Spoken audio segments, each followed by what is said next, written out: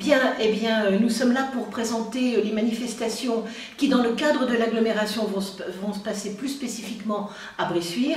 Donc, le réseau des bibliothèques repart cette année avec la manifestation Partir en livres. Et sur Bressuire, nous aurons plusieurs rendez-vous. Par exemple, le premier, ce sera le vendredi 13 juillet au quartier de Valette. Il y aura des lectures ambulantes. Ensuite, le mardi 17 juillet, il y aura une rencontre à la chapelle Saint-Cyprien avec Blandine Pluchet. C'est dans le cadre de l'année de la science. Blandine Pluchet est une physicienne qui est née à Bressuire et nous avons des partenariats avec elle. Donc elle va faire une rencontre à la chapelle Saint-Cyprien à 21 h, donc le mardi 17 juillet. Ensuite, toujours à Bressuire, le vendredi 20 juillet, il y aura à nouveau une rencontre avec Blandine Pluchet sur un autre thème, et ça se passera à la Chapelle des Bois, au quartier de Saint-Porcher à Bressuire. Là, ce sera de 15 h à 16 h 30.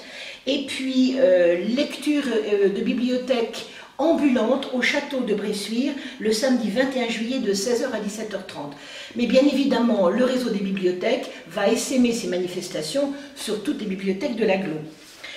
Et puis, autre domaine de l'agglo, c'est le musée de Bressuire, qui sera ouvert tout cet été, Alors début juillet jusqu'au 12 août. 12 août, oui, avec une exposition qui met en avant toutes les acquisitions qui ont été faites ces 10 dernières années.